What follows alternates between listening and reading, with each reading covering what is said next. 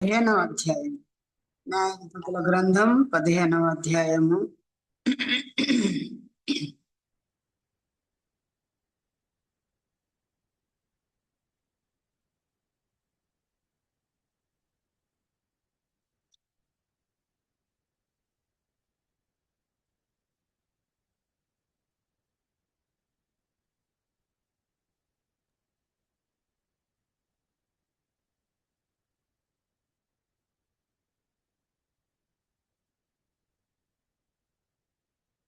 నాలుగవ వచనం చదువుకున్నాం. 15వ అధ్యాయము 4వ వచనం. పోయి 300 నక్కలను పట్టుకొని దివిటీలను తెప్పించి తోక తట్టు తోకను తిప్పి 2 తోకల మధ్యను ఒక్కొక్క దివిటి కట్టి ఆ దివిటీలలో అగ్ని మంట చేసి ఫిలిష్తీయుల గోధుమ చీరలోనికి వాటిని తోలి పనల కుప్పలను, పైరును, ద్రాక్ష తోటలను, ఒలీవ తోటలను తగలబెట్టింది. చిన్న ప్రార్థన చేసుకున్నాం. పూజనీయుడవు, మా జీవదాతవు, మా స్తోత్రాధిపతివి, మా స్తోత్రములకు ప్రభువానైనా మించిన ఘనమైన నామం కలిగిన దేవుడవు, స్తోత్రార్హుడవు, పూజార్హుడవు, సూర్యోదయం మొదలుకొని సూర్యాస్తమయం వరకు స్తుతింపదగిన నామం కలిగిన వాడు. అనే నాముల కంటే పైనామము యేసుక్రీస్తు నామము. ఇలాగ పైనామము నాది అని చెప్పిన వాళ్ళు భూలోకంలో ఎవరు లేరు. నేను దేవుడే, అది దేవుడే, ఇది దేవుడే అని చెప్పిన వాళ్ళు చాలా మంది ఉన్నారు, కానీ దేవుళ్ళలో యెహోవాయే దేవుడు, యెహోవాయే దేవుడు అని ఎవరూ చెప్పలేదు ప్రభువా. ఆ ధైర్యము లేదు. కానీ మిమ్మల్నే దూషిస్తుంది లోకం. దేవానైనా గుడ్డొచ్చి పిల్లని ఎక్కిరిచ్చినట్టుగా. కనుక తండ్రి ప్రభువా, మరి ఈ దినాల్లో వారిదే పై చేయి ఉండగా నేను నమ్ముకున్న మమ్మల్ని, దీన ప్రజలమైన మమ్మల్ని గొప్ప దేవుడు అయిన నీవు నీ రక్షణ చేత అలంకరించినందుకు మీకు స్తోత్రం ప్రభువా. అవును తండ్రి, ఏం చెప్పుకున్నా, ఎంత అల్లరి చేసినా, ఎంత నీకు విరోధంగా ధ్వజం ఎత్తినా ప్రభువా, నీవే నిజమైన దేవుడవు, జీవము కలిగిన వాడవు, సత్యవంతుడైన దేవుడవు. నీవుగాక మరి ఏ దేవుడు లేడని ఘంటాపథంగా చెప్పిస్తున్న దేవుడవు ప్రభా. దేవా, అటువంటి గొప్ప దేవుని నమ్ముకునే భాగ్యం నాయన ఈ పనికి వాళ్ళ మాకు అనుగ్రహించారు తండ్రి. నిన్ను నమ్ముకున్నందువల్లనే అడ్రస్ లేని వారమైన మాకు అడ్రస్ దొరికింది తండ్రి. జీవం దేవుని సేవించే ప్రజలుగా మమ్మల్ని చేసి, రాజులని యాజక సమూహంగా చేసి, నీ సొత్తైన ప్రజలుగా చేసి, నీ గుణార్షణ ప్రచురం చేయడానికి స్త్రీలమైన మమ్మల్ని కూడా వాడుకుంటున్నందుకు, మా పరిధిలో మమ్మల్ని వాడుకుంటున్నందుకు మీకు స్తోత్రం, వందనాలు చెల్లిస్తున్నాం. ఉదయమున నీ సంధిలో చేరి గొప్ప దేవుని నామమున స్తుతించి పూజించి మిమ్మల్ని వర్షిప్ చేయడానికి సహాయం చేశారు. మీకు వందనాలు తండ్రి. తిరిగి సాయంకాలమున దేవా బలహీన ఘటనమైన మమ్మల్ని ఇక్కడ చేర్చారు. మీకు వందనాలు. రావాల్సిన బిడ్డలు ఇంకా ఉన్నారు దేవా.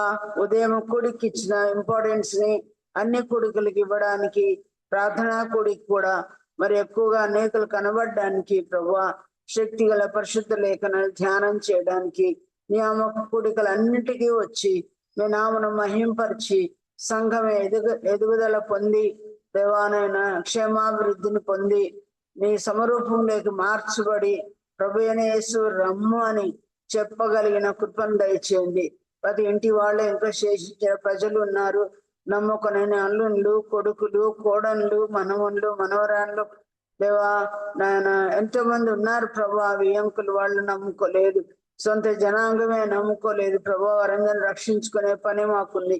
వీటన్నిటిలో మీరు చక్కగా నడిపించమని, వచ్చిన శేషాన్ని దీవించమని, నిష్ప్రయోజకురాలు మీ పక్షంగా నిలబడి ఉండగా మా అందరికీ క్షేమార్థకరమైన మంచి మాటలు మీరే ఏవి గ్రహించాలో గ్రహించడానికి సహాయం చేయమని యేసు ప్రభు పరిశుద్ధమైన శక్తి కలిగిన నమ్మకమైన నామంలో స్తుతి చెల్లించి వేడుకొని ప్రార్థిస్తున్నాం తండ్రి.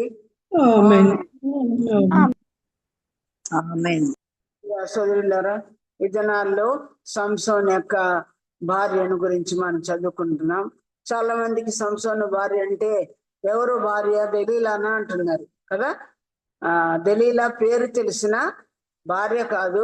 కొన్ని రోజులు ఉన్న ఒక వేశ్య, కానీ ఆమె పేరు మంచిగా రాయబడింది. 10 మంది మంచి సోదరుల పేర్లు కనబడలేదు, కానీ వారి గురించిన వృత్తాంతం మనకెంతో మరి చక్కగా వివరించబడడం మనం చూస్తున్నాం.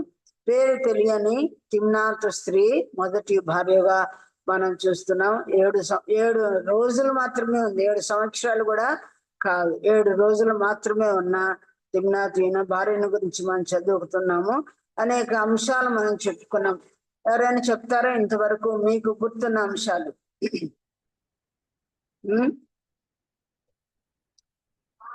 చూడగా ఇష్టమైన భార్య, మాట్లాడగా ఇష్టమైన భార్య, మూడవది వెంటనే అదేనా? మూడవది ఏంటి? లాలన చేసిన భార్య. తర్వాత ఏడ్చుచు వచ్చిన భార్య. ఆ తర్వాత మీరు చెప్పింది అపనమ్మకస్తురాలు, భర్త యొక్క రహస్యాన్ని బయటకు వేసిన ఆమె. ఆ తర్వాత భర్తకు కోపము తెప్పించిన భార్య. ఆ తర్వాత భర్తను సరిగా అర్థం చేసుకోలేని భార్య. ప్రతి దానిలో కూడా ఎంత లెసన్ ఉందో మీరు యూట్యూబ్ ఛానల్లోకి వెళ్ళి మరి వాక్యాలు విన్నట్లయితే, మన ఛానల్లో కూడా, మన గ్రూప్ లో కూడా ప్రతి వారం మంగళవారం జరిగే వాక్య కొడుకును వింటే మేలు. చాలా మంది బయటి వారే వింటున్నారు, కానీ మన వాళ్ళు తిలకించడం లేదు అని నేను అనుకుంటున్నాను. కనుక ఆ విషయాలు కూడా మీరు గుర్తుపెట్టుకొని చూస్తే మంచిది. ఆ తర్వాత ఈ రోజు మన అంశం ఏంటంటే, ఇక్కడ ఈ యొక్క సంసోను ఏం చేశాడు? తన భార్యను తనకు దక్కకుండా చేశారని తన మామ మీద, ఫిలిస్తీన్ల మీద కోపం ఉంచి ఆయన ఏం చేశాడంట, 300 నక్కలను పట్టుకొని ఫిలిస్తీన్ల తోటలోనికి వాటిని పంపించి తోకని తిప్పి వాటి రెండింటి మధ్య దివిటీని కట్టి వాటిని తోలేశాడు. ఎక్కడ తోలేశాడు? ఫిలిస్తీన్ల భూభాగంలోనికి. వాళ్ళ పైరులు, వాళ్ళ ద్రాక్ష తోటలు, వారి యొక్క ఒలివ తోటలు, వారి పనుల కుప్పలు, ధాన్యము పండి రెడీగా ఉండగా, పళ్ళు రెడీగా ఉండగా వాడిని కాల్చుటకు ఆయన పంపించినట్టు మనం చూస్తున్నాం. ఇందులో పాఠం ఏంటి? పోయినసారి మంగళవారం నేను చెప్పాను, ఈయనేమో ఫిలిస్తీన్ల తోటలను కాల్చడానికి నక్కలను పంపించాడు. ఈ ఫిలిస్తీన్లు అనగా లోకస్తులు ఈనాడు సంఘాన్నే కాల్చేస్తున్నారు, మందిరాలనే కాల్చేస్తున్నారు, దేవుని సేవకులనే జైల్లో పంపిస్తున్నారు, దేవుని సేవకు బెయిల్ రాకుండా కూడా చేస్తున్నారు. షిబు థామస్ గారు ఏదో వారికి సాయం చేస్తున్నారు, ఆయన కూడా టార్గెట్ చేసి ఆయన కూడా చంపాలని, ఆయన్ని ఆటంకపరచాలని చూస్తున్నట్టు వాక్యంలో న్యూస్ లో మనం వింటున్నాం. కానీ ఈ లోకములో ఉన్న మనల్ని పాడు చేస్తున్న వాళ్ళని పాడు చేయడానికి ఇప్పుడు మనకు అవకాశం ఉంది. ప్రభుత్వాల మనవి కావు, రాజులు మనవారు కారు, పగ తీర్చుట నా పని, నేనే పగ తీరుస్తాను అన్నాడు. కాబట్టి మనల్ని పాడు చేస్తున్న అన్యుల్ని పాడు చేసే పని ఇప్పుడు మనకు లేదు. ఇంకా ప్రభు ఒక మాట అన్నాడు, ఏమని? మీ శత్రువుల కొరకు మీరు ప్రార్థన చేయండి, మీ విరోధుల కొరకు, ఆ రక్షణ కొరకు వేడుకోమని ప్రభు మనకు నేర్పించిన ప్రార్థన. ఏమన్నాడు?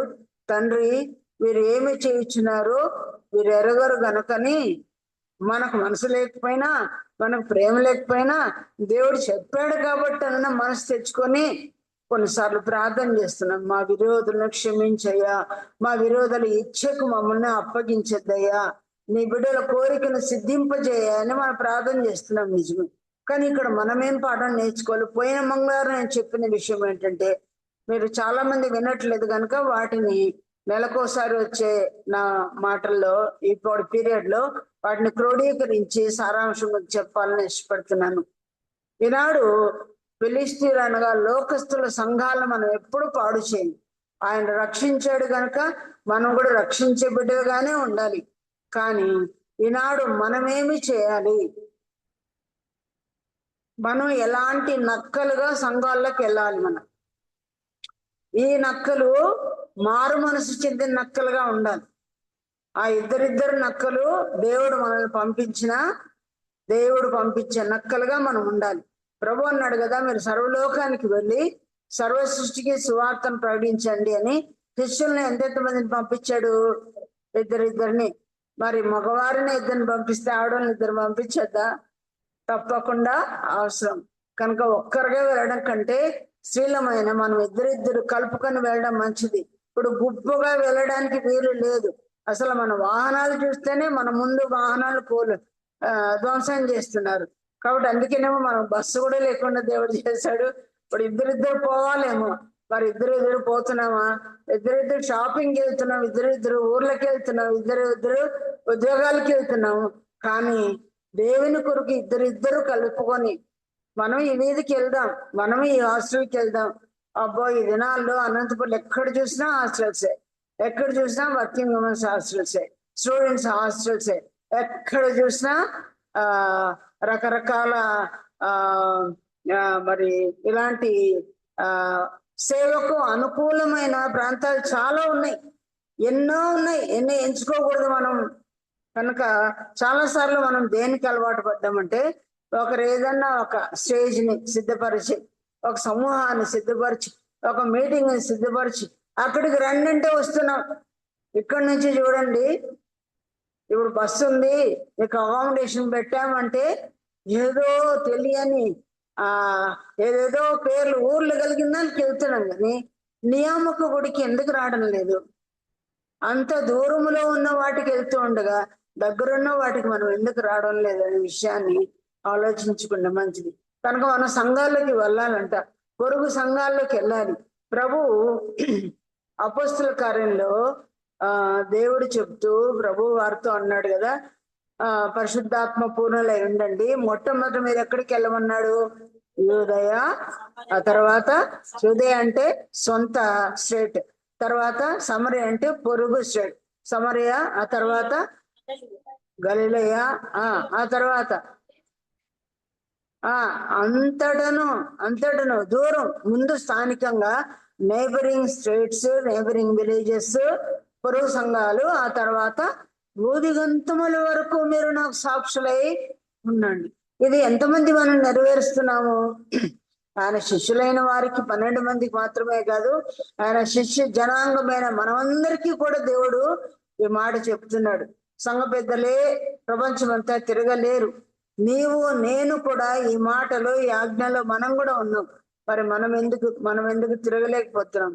ఇద్దరు కూడా బలుక్కొని ఇక్కడికి వెళ్దామా అక్కడికి వెళ్దామని ప్లాన్ చేసుకుంటే సర్వలోకం కవర్ అవుతుంది. ఒకరే ఆ పని చేయలేరు, ఇద్దరే ఆ పని చేయలేరు, 5 మంది 10 మంది ఆ పని చేయలేరు. ప్రభా, ఈ పనిలో నా పిలుపులో నేను కూడా ఆ పని చేయడానికి కృప చూపించమని. ఆ 2 నక్కలు అంటే సాధారణంగా ఎలాంటి నక్కలు? టక్కరే నక్కలు అంటాం కదా. నక్కలు మోసకరమైన జిత్తుల మారి నక్కలు అని అంటాం. కానీ మనం ఎలాంటి నక్కలుగా మనం వెళ్ళాలి?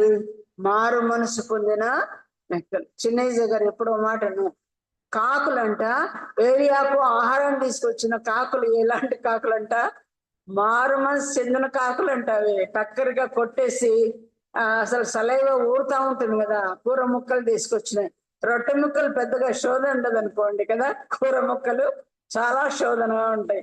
అయినా కూడా ఒక్కటిని కూడా తస్కరించకుండా, దొంగిలించకుండా, అమాంతం మింగేయకుండా అన్ని కూడా టెన్షన్గా ఆయన ప్లేట్లు పెట్టినవిగా చూస్తున్నాం. ఆయన అనేవాడు మారు మనసు చెందిన కాకులు. ఆ మాట విన్నప్పుడు నాకు కూడా అనిపిస్తుంది, మనం కూడా లోకాల్లోకి సేవకు వెళ్ళే వాళ్ళం, ప్రభు సేవకు వెళ్ళే వాళ్ళం, మారు మనసు పొందిన నక్కల్లాగా ఉండాలి.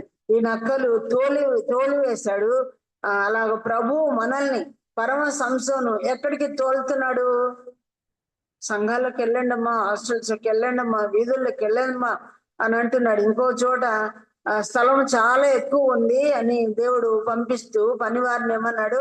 ఇంకా స్థలం ఉంది రండి అని చెప్పడానికి రాజవీధుల్లోనూ, కంచెల్లోనూ, సందుల్లోనూ, గొంతుల్లోనూ చెప్పి రండి, పిలిచి రండి అన్నాడా? ఏమన్నాడు? తోడుకుని రండి. దినాలు పిలిచేస్తారు, మీరు వదండి మేము వస్తామంటారు, అంతా మోసం చేస్తారు కదా. రారు. మనలోనే ఎంతమంది మోసంగా మనమే ఉన్నాం టక్కర్నక్కల్లాగా. కనుక వాళ్ళను కూర్చోబెట్టి నిలబెట్టుకొని వాళ్ళు వచ్చేంత వరకు, తయారయ్యేంత వరకు ఉండి వారిని పిలుచుకొని రావాలంటే, ఇప్పుడు చాలా ఫోన్స్ వచ్చాయి మనకి. కానీ ఫోన్స్ ద్వారా వాళ్ళు వచ్చే వరకు వారిని సిద్ధపరచుకొని రమ్మని పదే పదే వారిని కబురు చేస్తూ తీసుకొని బలవంతం చేసుకొని రావాలని దేవుని వాక్యంలో ఉంది. అలాగే దేవుని సేవకు వెళ్ళే వారిద్దరి మధ్య ఏముండాలంట? తోక తట్టు తోకను తిప్పడం అంటే ఏమి? ఆపోజిట్. దాని ముఖం అటువైపు ఉంటుంది, దీని ముఖం ఇటువైపు ఉంటుంది. కనుక రెండు, అది అటు వెళ్ళాలనుకుంటుంది, ఇది ఇటు వెళ్ళాలనుకుంటుంది. ఎక్కడికి వెళ్ళకుండా అదే ద్రాక్ష తోటల్లో పైరు దగ్గర ఉన్నాయి, ఒలివ తోటలో ఉన్నాయి. ఆ రెండింటి మధ్య ఏం కట్టాడు ఆయన? దివిటీని కట్టినట్టు చూస్తున్నాం. ఆ దివిటీలో అగ్ని మండ చేసిన మాట చూస్తున్నాం. ఏ ఇద్దరు సోదరులు దేవుని సంధికి, దేవుని వాక్యానికి, పురుషులు ఎవరు వెళ్ళినా మన మధ్యలో ఏముండాలని నేర్చుకున్నాం? దేవుని వాక్యం అగ్ని వంటిది కాదా? శుద్ధి వంటిది కాదా? బండలను బ్రద్దలు చేయు శుద్ధి వంటిది కాదా అన్నాడు. కాబట్టి ఏ ఇద్దరు మనం వెళ్ళినా మన మధ్య వాక్యమే ఉండాలి, కానీ వేరే పాలిటిక్స్ కానీ, వేరే సోదరుని గురించి కానీ, వేరే అంశాలను గురించి కానీ, థర్డ్ పర్సన్ గురించి కానీ మనం మాట్లాడకూడదు అనే విషయాన్ని మనం తెలుసుకోవాల్సిన వారంగా ఉన్నాం. ఆ రెండు నక్కల మధ్యలో దివిటి కట్టబడినట్లుగా మనం చూస్తున్నాం. దివిటి అనగా దేవుని వాక్యం. వాళ్ళు వెళ్ళి, ఆ నక్కలు వెళ్ళి ఆ ఫిలిస్తీన్ల తోటలను కాల్చి వచ్చారు. మనం మాత్రం సంఘం అనే తోటల్ని వెలిగించి రావాలి, క్షేమాభివృద్ధి కలుగు చేసి రావాలి. బుద్ధి వాక్యము, గద్దించే వాక్యము, హెచ్చరిక వాక్యం చెప్పాలి. క్రీస్తు యేసు సమరూపంలోనికి వారిని మనము మార్చాలి. అక్కడ ఏ ఉపదేశం సరిగా లేకపోతే వాటిని గురించి చెప్పే వాళ్ళుగా, వారి అక్కరను తీర్చే వాళ్ళుగా ఉండాలి. సంఘము అంటే దేవుడు నింపేదంట. సంఘమును పూర్తిగా నింపుచున్న వాని సంపూర్ణత ఉన్నదని కొలసీ పత్రికలో మనం చదువుకుంటాం. దేవుని సంఘంలో కొదువలు ఉన్నాయి, వాటిని దేవుడు నింపుతాడంట. మీరు చాలా మంది పిల్లలు కన్నా తల్లులు ఉన్నారు, పిల్లలకు పెళ్ళిళ్ళు చేస్తారు, వాళ్ళ ఊళ్ళకి వెళ్తారనుకోండి. మీరు కుమార్తె ఇంటికి వెళ్ళినప్పుడు ఏం చేస్తారమ్మా? ఏమేమి తీసుకెళ్తారు? అమ్మాయికి ఏం తక్కువైందో, అమ్మాయికి అక్కర ఏందో, ఆ వస్తువులు ఏంటో, ఆ తిండి ఏంటో, అదే ఆమెకు వస్త్రాలు ఏంటో, ఏం కావాలో అవన్నీ ఏం చేస్తారు? మీరు నింపడానికి తీసుకొని వెళ్తారు. అలాగే సంఘంలో కూడా నింపుదల అవసరం. మనకు అన్నీ తెలుసు అనేదానికి లేదు. అన్నీ తెలుసు అనుకునే వాళ్ళు పొద్దున్న మాత్రమే వస్తాడు సంఘానికి. మిగతా 5-6 రోజులు రానే రారు. అదే వాళ్ళ ఉద్యోగాలకైతే నేను అనుకుంటా 60 ఏళ్ళు మితం పెట్టారు కదండి. 58 పోయి 60 వచ్చిందేమో. లేదు 70 ఏళ్ళ వరకు, 80 ఏళ్ళ వరకు మీరు పనులు చేసుకోవచ్చు అంటే కర్రలు పట్టుకున్నా, మొక్కి మూలుగుతూ ఉన్నా కదా, వంగిపోతూ ఉన్న నడుములు పెట్టుకున్నా బస్సులు ఎక్కుతాము, కార్లు ఎక్కుతాము, ట్రైన్లు ఎక్కుతాము, అలాగైనా పని చేసుకొని వస్తాం. కానీ ఎక్కడ లేని నొప్పులు అన్ని కనిపించేది దేనికండి? సంఘానికి వచ్చేది. అది కూడా పొద్దున్న సాయంత్రం వరకు మన ఉద్యోగాల్లో వాటిలో ఉంటాము.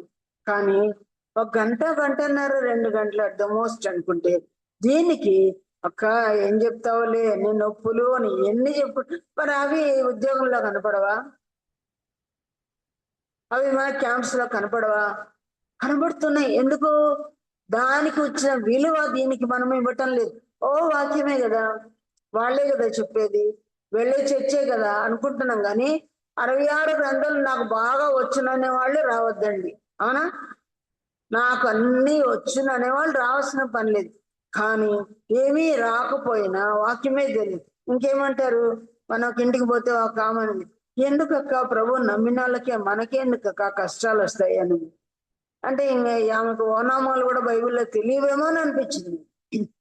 వాళ్ళ మామగారు చాలా స్ట్రాంగ్ బ్రదర్, స్ట్రిక్ట్ బ్రదర్ అని అనుకోవాలి. అటువంటి మంచి భక్తాగ్రేసరుడు ఆయన. అటువంటి కుమార్తె అన్నమాట నింది అనిపిస్తుంది. అవును, ఇప్పుడే మనం పాట పాడుకున్నాం కదేమని, శ్రమలు లేని జీవితం కోరకొనకుము సోదరా సోదరి, శ్రమలే కోరుకో అంటున్నాడు. మనం అనేక శ్రమలు అనుభవించి దేవుని రాజ్యమును చేరాలి అని దేవుడు చెప్పాడు. ప్రభుకి అన్ని శ్రమలు ఎందుకు? యోబుకు అన్ని శ్రమలు ఎందుకు? అపొస్తలుడైన పౌలుకు శ్రమలు ఎందుకు? దావీదుకి ఎందుకు అంత శ్రమలు? అందరికీ ఉన్నాయి. కనుక మనకు కూడా శ్రమలు అనేకములు పొందే చిన్న చిన్న నొప్పులకే, చిన్న చిన్న బాధలకే గైర్హాజరవుతున్నాం మనం. అదే సమయంలో అసలు మన చేతగానే అయితే అనుకోవచ్చు. ఉదయం నాకు చాలా సడన్ గానే అన్ని పెట్టుకున్నా, అన్ని రెడీగా ఉన్నా, ప్రార్థన చేస్తాను, బొన్వెట్టి తాగాను, అన్ని తాగాను, అంత ఫ్యామిలీ ప్రేయర్ అంతా అయిపోయింది. ఉన్నట్లుండి కళ్ళు తిరుగుతుంది, ఉన్నట్లుండి కళ్ళు తిరుగుతుంది. కొడలు పిలిచాను, తర్వాత చెమట్లన్నీ పట్టాయి, వెనకలా అవుతుందో తెలియలేదు. అట్లా అనుకొని చెప్పలేకుండా తెలియని రీతిగా వస్తాయి. ఏంట్రో ఎంతగా ప్రిపేర్ అయ్యాను, వాకింగ్ కూడా సిద్ధపడ్డాను, ఎందుకు ఇలా అయింది? ఇంకా అసలు చేత కాలేదు, వద్దనుకొని రాలేకపోయాను. కానీ ప్రభు తిరిగి బలపరిచాడు. బలపరచమని దేవుణ్ణి అడిగాను. వీటి కూడా డౌట్ అయిపోయినట్టు అనిపించింది. అయినా మనకి ఏ మనసు ఉండాలి?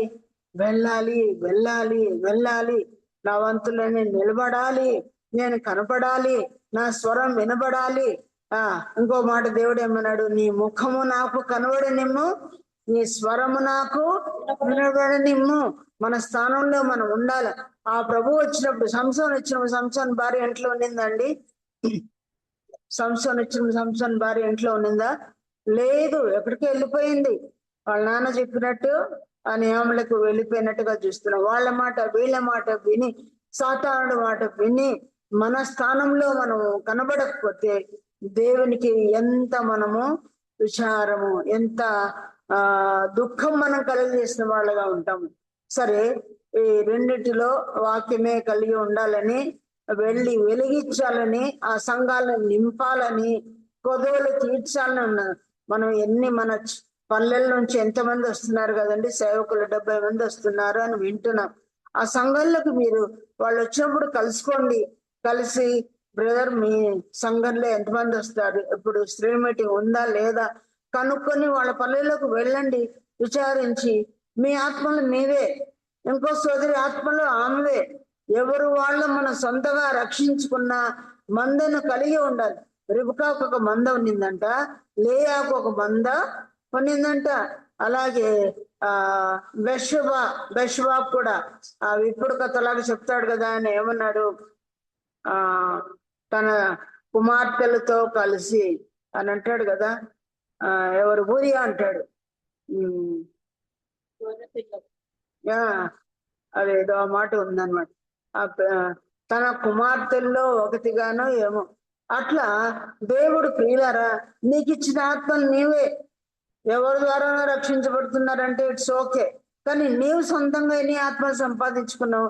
నీ కడుపున పుట్టిన పిల్లలే నీ పిల్లలు అవుతారు, కానీ చెల్లెల పిల్లలు కూడా నీ పిల్లలు కారు కదా, చెప్పుకోవడానికి. అంతేగాని నాకు సొంతంగా, నాకు ఆత్మీయ గర్భంలో పుట్టిన పౌలు అన్నాడు కదా, నేను నా బంధకంలో కనిన నా కుమారుడైన ఒనేసిము కోసం నిన్ను వేడుకుంటున్నా, నా నిజ కుమారుడైన తిమోతి అని రాస్తున్నాడు. కానీ మన నిజ కుమారులు ఆత్మీయంగా సంపాదించుకోవద్దా? వట్టి చేతులతో మనం దేవుని సన్నిధిలోకి వస్తే ఏం ప్రయోజనం? ప్రతి ఒక్కరు భార్య అయిన ప్రతి ఒక్కరు ఫలించి ద్రాక్షావళి వాళ్ళే ఉన్నారు. ఫలించకపోతే ఏం చేస్తున్నారు? డాక్టర్లు చూపిస్తున్నారు, సంతాన సాఫల్య కేంద్రాలకు వెళ్తున్నారు, రకరకాల ప్రయత్నాలు చేస్తున్నారు. కనాలి అనుకున్నాము, తల్లి కావాలి అని అనుకున్నాం, అమ్మ అని పిలుచుకోవాలి, పిలువబడాలి అనుకున్నాము కదా. అలాంటి జీవితానికి పరితపించి ఏడ్చిన వాళ్ళు ఎంతో మంది ఉన్నారు. ఆత్మీయంగా ప్రభా నేను కూడా తల్లినవ్వడానికి సాయం చేయండి అని మనం కూడా అడుక్కోవాలి. అవకాశాలు లేకపోయినా లేయా ఎంత చక్కగా అవకాశాల కోసం ఎదురు చూసింది కదా. భర్తను ఒకరోజు ఇంటికి రప్పించుకోవడానికి ఆమె కొనుక్కోవాలి భర్తను. మన భర్తల విషయంలో మనకు అలాంటి కష్టాలు మనకు లేవు. మన పరలోక భర్త ఎప్పుడైనా మన దగ్గర రాకుండా ఉన్నాడా? ఆయన ఎప్పుడు అవైలబుల్ గా ఉన్నాడు. ఆ పరలోక భర్త కోసం ఒక సంతానమైన కనని బాపతు మన జీవితం అయితే ఎన్ని ఏళ్ళు ఆయన పోషించి పెట్టి మనల్ని ప్రేమించి ఎంతగా చేసిన ప్రభుకి ఎంతమందిని కన్నాం. లేయ ఎంతమందిని కనిందంట? ప్రేమించని భర్త కోసం 6 కని ఉన్నామని. ప్రేమించే భర్త కోసం రాహేల్ ఎంతమందిని కనింది? కొట్లాడేసుకుంది, నాకు పిల్లల్ని లేకపోతే చస్తానని. దీన్ని ఏమంటాము? చస్తాను అనే వాళ్ళందరూ ఏం చేస్తున్నారంట? బ్లాక్ మెయిల్ చేసేవాళ్ళే కదా. పుట్టించుకోవడానికి, అడుక్కోవడానికి, దాన్ని తెచ్చుకోవడానికి, పొందుకోవడానికి బెదిరించే వాళ్ళు చాలా మంది ఉన్నారు. కానీ ప్రభు ఆయన నేర్పించాడు. కొట్టినట్లే, కొట్టలేదు కానీ భార్యను కొట్టినట్లే మాట్లాడాడు. ఏమని? దేవునికి ప్రతిగా నేను ఉన్నానా? గర్భఫలం ఇయ్యనందుకు అంటే వెళ్ళి దేవుణ్ణి అడుక్కో అని చెప్పినాడు. అప్పుడు వెళ్ళి ఆమెను అడిగింది. ఆయన అక్కడ కూడా ఏమని అడిగింది? అక్క యందు అసూయపడి అడిగింది. మనం కూడా అసూయతో దేవుని సేవ చేయలేము, గుర్తుపెట్టుకోవాలి. అందుకే పౌలు అన్నాడు, కొందరు కక్ష చేతను, కొద్దిమంది మెషి చేతను ప్రకటిస్తున్నారు కానీ నేను అలా ప్రకటించడం లేదు. నా మేరని మించి వెళ్ళటం లేదు. యెరూషలేము మొదలుకొని ఇల్లూరి వరకు నా జ్యూరిస్డిక్షన్, నా సరిహద్దు. అక్కడికి వెళ్తున్నా. ఇంకా నేను సంచరించవలసిన భాగమే. మనం కూడా మన జ్యూరిస్డిక్షన్ ఎందుకు పెట్టుకోకూడదు? ఆల్రెడీ పండిన పంటలకు మనం వెళ్ళకూడదు. వేరే వేరే సంఘాలు ఉన్నాయి, వాళ్ళ సంఘాలలో వాళ్ళని రక్షించుకున్నారు, సిద్ధపరచబడినవి మావి అన్నట్లుగా తెచ్చుకొని చౌచో 5 మందిని ఆ చర్చిలో నుంచి, 5 మందిని ఈ చర్చిలో నుంచి, 5 మందిని ఈ చర్చ్ అవసరం లేదు. వాళ్ళు ఆల్రెడీ నమ్మేశారు, వాళ్ళు తెలుసుకున్నారు, వాళ్ళకు వాళ్ళ మంద కాపర్లు ఉన్నారు, వాళ్ళ పాస్టర్లు ఉన్నారు. అది కాదు ఆయన అనేది ఏంటి? ఇది వరకు ఎన్నడూ దున్నని బీడి భూములు దున్నండి అంటున్నాడు. దీన్నే జోసెఫ్ గారు ఎప్పుడు అనేవాళ్ళు షీప్ స్టీలింగ్ అని. అంటే ఏమి? గొర్రెలు దొంగిలిస్తారంట. ఎట్లా దొంగిలించడం? అక్కడ కొన్ని, ఇక్కడ కొన్ని, ఇక్కడ కొన్ని, ఇక్కడ కొన్ని. అది కాదు. అసలు క్రీస్తు నామం ఎరగని చోట్లకి వెళ్ళి మనము చెప్పాలి. ఏసంటే తెలియదు అనే వాళ్ళకు వెళ్ళి చెప్పాలి. అది మనకు సభలు అక్కర్లేదండి. 50 మంది, 60 మంది, 100 మంది అవసరం లేదు. ప్రభు అన్నాడు, ఎక్కడ 2 3 నా నామన చేరుతాను. 2 3 ఆత్మల కొరకు వెళ్దాం. కొన్ని సంఘాల్లో 2 3 ఉన్నాయి, కొన్ని సంఘాల్లో 2 3 కుటుంబాలే ఉన్నాయి, కొన్ని సంఘాల్లో 4 5 ఆత్మలే ఉన్నాయి. అందుకే ప్రభు ఏమన్నాడు? పెద్ద మందా అన్నాడా? చిన్న మందా? ఎవరికి రాజ్యం? చిన్న మందా? మీకు రాజ్యం అనుగ్రహించడం తండ్రికి అభిష్టమైంది, ఇష్టమైంది. కనుక యేసు ప్రభు నిజమైన సంఘాలన్నీ చిన్న చిన్న సంఘాలే, చిన్న చిన్న సంఘాలే.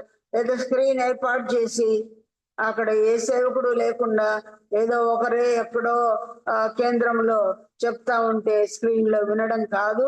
అది వాక్యము కానే కాదు కదా. ఒక్కొక్క మందలో ఉన్న గొర్రెలకు ఆ కాపరికి ఏముండాలి? కాంటాక్ట్ ఉండాలి, ఐ కాంటాక్ట్ ఉండాలి, ముఖ పరిచయం ఉండాలి. ఆయనతో మనం మాట్లాడాలి, మన యోగక్షేమాలు ఆయన తెలుసుకోవాలి.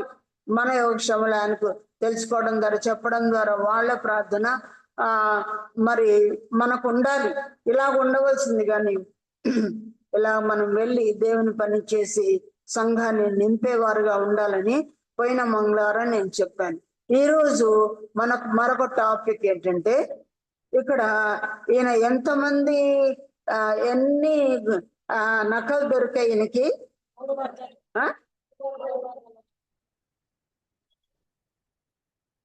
అది ఏంటో మరి ఆ ప్రాంతంలో నక్కలు దొరుకుతాయేమో తెలియదు. సాధారణంగా నక్కలు ఎక్కడ ఉంటాయి చెప్పండి? ప్రభువే చెప్పాడు కదా, నక్కలకు బొరియలు ఉండేనో, ఆకాశ పక్షులకు ఊళ్ళు ఉండేనో అన్నాడు. ఇప్పుడు ఎక్కడ పోతే దొరుకుతాయి ఈయనకి నక్కలు? బొరియల్లోకి వెళ్ళాడన్న. ఎన్ని బొరియలో, ఎక్కడ ఏ బొరియలు ఎత్తుక్కున్నాడో, ఎప్పుడు చూశాడో ఏమో తెలియదు. ఆయనకు 300 దొరికాయంట. ఈ 300 నక్కలు పాడు చేసే నక్కలు ఆయనకు దొరికాయి. మరి మన పరమ సంసోనికి మేలు చేసే నక్కలు ఎంతమంది దొరుకుతున్నాం మనం? మేలు చేసే మారు మనసు పొందే నక్కలు ఎన్ని దొరుకుతాయి ప్రభువుకి? బొరియల్లోకి వెళ్ళాల్సిన పని లేదు. ఈ నక్కలన్నీ ఎక్కడుంటాయి? ఏం మారు మనసు పొందిన నక్కలు? సంఘంలోనే ఉంటాయి. మరి మనం అందరం మారు మనసు పొందినట్లయితే, ప్రభా 300 నేను ఒక నక్కను ప్రభా, మారు మనసు పొందాను ప్రభా, నా జీవితం దిద్దావు ప్రభా, అంతో ఇంతో నేర్పించావు ప్రభా, యేసు ప్రభు సువార్త చెప్పమంటే కొద్ది వరకు చెప్పగలను ప్రభా, నాదుడు యేసు క్రీస్తుని గురించి నాకు తెలిసినంత వరకు సాక్ష్యం ఇచ్చేదే, నేను సాక్ష్యం ఇచ్చేదే. మన అన్నమ్మ దేవరాజు గారు సాక్ష్యం చెప్పారు. ఎంతమంది విన్నారు? చేతులెత్తండి. ఎంత చక్కగా చెప్పింది కదా, విన్నారా లేదా? యూట్యూబ్ లోకి వెళ్ళి చూడండి. ఏ రోజు అది నిన్న లేక మొన్న కదా, ఎంత నలిగిపోయింది. క్యాన్సర్ ద్వారా, కీళ్ళ నొప్పుల ద్వారా, బంధువుల ద్వారా, ఆ యొక్క పరిచర్య ద్వారా, సేవకుల ద్వారా, ఆడపడుచుల ద్వారా, రకరకములైన బాధ్యతల ద్వారా అనారోగ్యాలు నేను నలిగిపోయినప్పుడు దేవుడు మళ్ళా ఆడపిల్లలే 3 కదా, చిన్న పాప ద్వారా శోధన వచ్చినప్పుడు రకరకాల నలుగుదలలు వారి సాక్ష్యాన్ని వింటూ ఉంటే ప్రతి ఒక్కరి ద్వారా ప్రతి ఒక్కరిని ఆ సాక్ష్యాలు మాట్లాడుతూ ఉన్నాయి కదా. 3 ఆడపిల్లలకి మళ్ళీ సిటీలోనే దూరం అయితే పోలేదు, తాను రాలేదు, వాళ్ళు రాలేదు, పరిశ్రమ చేయగలుగుతున్నారు. మంచి అల్లుళ్ళు, ఎంత చక్కని సహవాసం దేవుడు ఇచ్చాడు. 1-2 సార్లు క్యాన్సర్ వచ్చింది, ఒకసారి 8 లక్షలు కట్టమన్నారంట. లాస్ట్కి ఎంత కట్టిందంట? 1 లక్ష కూడా అంట. 1 లక్ష లోపలనే బిల్లు అయ్యేటట్టు దేవుడు చేస్తాడు. ఎన్ని మేలు, ఇలాంటి ఉపకారాలు మనందరికీ దేవుడు చేస్తున్నాడు. వాటిని మనం చెప్పకుండా ఉంటున్నాం. ఇంకా నేను చాలా వరకు మర్చిపోయినాను అంటానే చెప్తానే ఉంది, మర్చిపోయినాను, నాకు జ్ఞాపశక్తి లేదు అంటాన్ని చెప్తానే ఉంది. కనుక ప్రియులారా, మన సాక్ష్యాల ద్వారా ఇతర సంఘాలను వెలిగించి రావాలి. అది మన సాక్ష్యం మనకే తెలుసు, ఇతరులకు తెలియదు. తెలియని చోట్లకి వెళ్ళి నాకు ప్రభుని గురించి ఇంతే తెలుసు కొంతవరకే తెలుసు అంట. అపోల్లోకి కూడా ఏంటి, యోహాను బాప్తిసం మాత్రం ఎరిగిన వాడే గాని క్రీస్తుని గురించి వివరాలు అంత తెలియదు, ఆయనకు తెలియదు. అటువంటి యవనస్తుల్ని కూడా, అలాంటి యవనస్తుల్ని కూడా సమకూర్చుకొని ఏం చేయాలి, వాళ్ళకి చెప్పాలి. మనం మాకు బైబిల్ స్కూల్ ఉండింది కదా, ఇంతకుముందు మీకు తెలిసినో లేదో తెలియదు. చాలా సంవత్సరాలు మేము బైబిల్ స్కూల్ ఇంట్లోనే రన్ చేసేవాళ్ళం. అంకుల్ కొన్ని విషయాలు చెప్పేవాళ్ళు, కొన్ని టాపికల్ స్టడీస్ నేను తీసుకునేది, కొన్ని అంశాల వారీగా నేను చెప్పేదాన్ని. బాయ్స్ 13 మంది 12 మంది ఉండేవాళ్ళు. వాళ్ళకి నేను ఇట్లా కుర్చీ మీద కూడా కూర్చుందాన్ని కాదు, మా ఇంట్లోనే ఒక రూమ్ లో కింద కూర్చొని పిల్లలతో ఒక కట్ట మాదిరి ఉంటది, ఒక స్టెప్ అనుకోండి, దాని మీద కూర్చొని దేవుని వాక్యం వాళ్ళకి చెప్పేదాన్ని. క్లీన్లీనెస్ చెప్పేదాన్ని, how to handle the things అని చెప్పేదాన్ని. దేవుని సేవకులుగా మీరు వెళ్ళిపోబోతున్నారు పిల్లలారా, మీరు హౌస్ విజిటింగ్కి వెళ్తే ఎట్లా వెళ్ళాలి, మీ భార్యలతో కలిసి వెళ్ళాలి, వాళ్ళకి తీసుకుని వెళ్ళండి. మీరు శుభ్రతను ఎలా పాటించాలి, సేవకులకు మీరు భోజనం పెడతారు కదా, ఎలాగ క్లీన్ చేసుకోవాలి, వాళ్ళకి అన్ని చేతులు కడుక్కునేది కూడా చెప్పాలి. ఎందుకంటే డిఫరెంట్ ఫ్యామిలీస్ నుంచి వచ్చి ఉంటారు, పల్లెల్లో నుంచి వచ్చి ఉంటారు, క్లీన్నెస్ తెలియదు. పరుపులు మడతేసేది ఎట్లా, కవర్స్ వేసేది ఎట్లా, సేవకులకు బెడ్ ఎట్లా తయారు చేయాలి, ఇవన్నీ వాళ్ళ రూములు, వాళ్ళ వంటలు ఎలా చేసుకోవాలి కూడా వంటలు నేర్పించే పని మాత్రమే కాకుండా ఇవన్నీ చెప్పేదాన్ని. చెప్తూ ఉంటే నాకేం పేరు వచ్చింది తెలుసా, లోకులు కాకులు కాదు. ఎవరు కాకులు? సంఘంలో స్త్రీ బోధించకూడదు కదా, సంఘంలో ఈమె పురుషులకు బోధిస్తుందంట పిల్లలు, కానీ ఏదో పెద్ద టాప్ వచ్చిందనమాట. ఎంతమంది చెప్పుకున్నారేమో, అది మీ వరకు రీచ్ అయిందో నాకు తెలియదు, కానీ వినపడింది. కానీ ఆనాడు అక్కుల ప్రిస్కిల్లో చేసింది ఏంటి చెప్పండి, వాక్యమును వివరంగా తెలియని వాళ్ళను పోగు చేసి వాళ్లకు బోధించి నేర్పించి వారిని వాడుకోమని అకైకి వెళ్ళదలిచినప్పుడు, అనగా గ్రీస్కి వెళ్ళదలిచినప్పుడు ఆయన ఏం చేశారు, గ్రీస్కి వెళ్ళమని లెటర్ కూడా రాశారు. లెటర్ రాసిన దాంట్లో డ్రాఫ్టింగ్ లో ఎవరి హస్తం ఉంది? భార్య హస్తం కూడా ఉంది. ఇవన్నీ నేను యూట్యూబ్ లో చెప్తున్నాను, మీరు వింటున్నారో లేదో, కానీ నెలకు ఒకసారి నేను ఇక్కడ మీకు చెప్తానని, కాబట్టి మీకు వినని వాళ్ళందరూ వినండి. మీరు నేను చెప్పిందని మళ్ళీ ఎలా వచ్చిందని చూడడానికి, వినటానికి నాకు ప్రత్యేకమైన టైం ఉండదు. కనుక నేను ఎక్సర్సైజ్ చేసేటప్పుడు, వాకింగ్ చేసేటప్పుడు, లేదా పనులు చేసుకునేటప్పుడు, వంటకో నేను వెళ్ళినప్పుడు అది పెట్టుకుంటున్నాను. ప్రత్యేకమైన సమయం మనకు దొరకదు. అట్లాగైనా మనం విని వాక్యం నేర్చుకోవాల్సిన వారంగా ఉన్నాం. ఎందుకంటే ఏ వాక్యంలో ఏముందో ఎరగని సంగతి ఏదో చిన్నదైనా నేర్చుకుంటాం కదా అని తపన మనకు అవసరమైంది. ఎందుకంటే ఇంకా మారుమూల ప్రదేశంలో మనకు తెలియని విషయాలు ఎన్నో గ్రహించలేని గొప్ప సంగతులు ఉన్నాయని దేవుడు చెప్పాడు. ఇది వరకు ఎన్నడూ నువ్వు వినని సంగతులు ఉన్నాయని చెప్పాడు. నీ గ్రహించలేని గొప్ప సంగతులు, గూఢమైన సంగతులు ఇదివరకే నాకు తెలుసునని నువ్వు చెప్పుకొనకుండునట్లుగా దాచబడిన మర్మాలు ఉన్నాయన్నాడు. దాచబడిన ఇంకోటి ఏమన్నాడు, ధనములాగా నేను వాటిని మీకు ఇస్తానన్నాడు. కనుక చదివిందే చదవకండి, నేర్చుకున్నదే నేర్చుకోకండి, తెలియని విషయాలు నేర్చుకోండి. పెద్ద ప్రవక్తల గ్రంథాలు ఈ దినాలు నేను చదువుతుండగా, ప్రభు ఎవరు దీని గురించి చెప్పలేదే, ఈ టాపిక్ ఎవరు మాట్లాడలేదే, ఈ అంశాన్ని గురించి ఎవరు మాట్లాడలేదే అనుకుంటున్నాను. ఒక చిన్న ప్రశ్న వేస్తాం మీకు. దేవుడు ఒక ప్రవక్త ద్వారా విప్పుడు కథ వేశాడు ఇశ్రాయేలుకి. ఎవరు ఆ ప్రవక్త?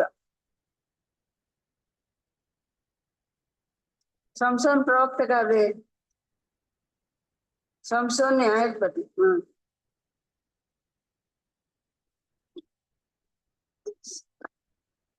17వ అధ్యాయం యెహెజ్కేలు గ్రంథంలోకి వెళ్ళండి. ఒక విప్పుడు కథను వేసి వెళ్ళి నువ్వు చెప్పు అంటున్నాడు. ప్రియులరా,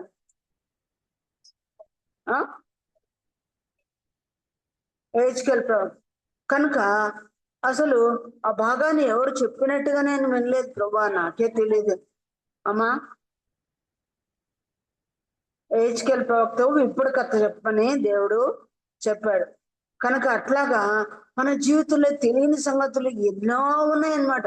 వాటన్నిటినీ మనము చెప్పాలి. 17వ అధ్యాయము 1వ వచనంలోనే, నరపుత్రుడా నీవు ఉపమాన రీతిగా విప్పుడు కథ ఒకటి ఇశ్రాయేలుకు ఏమో. చూడండి, నేను చెప్తున్నా, నేను ఈ రోజు పొద్దున్న వరకు నిన్నటి వరకు రిపేరింగ్ చదువుతున్నాం. నేను అంకులు అబ్బా ప్రభు ఎన్నడూ గ్రహించలేదు అనుకున్నా. మనకు అన్నీ తెలుసు అనుకుంటున్నాం. అందుకే గుడికి రాము, అందుకే మంగళవారం రాము, 1 సార్లు అనుకుంటున్నాం. గురువారం రాము, గురువారం కనగబడితే కడగబడనేడులో నాతో నీకు పాలు లేదని అంటున్నాడు ఏ దేవుడు. కనీసం ఆ రోజు ఏం చెప్పారు అనమన్నా మనకు మెలకు ఉందా? తను గ్రహిస్తున్నామా? గ్రహింపలేని గొప్ప సంగతులు ఉన్నాయి. కాబట్టి 66 గ్రంథాలు నేర్చుకోవాలని మన ప్రాణాన్ని వెంటనే తీసేసుకోలేదు దేవుడు. దొంగ వలె తీసుకోలేదు, మనల్ని బ్రతికించాడు. కారణం ఆయన సంధికి రావాలి. నీ దేవుని సన్నిధిలో కనబట్టుకు నీవు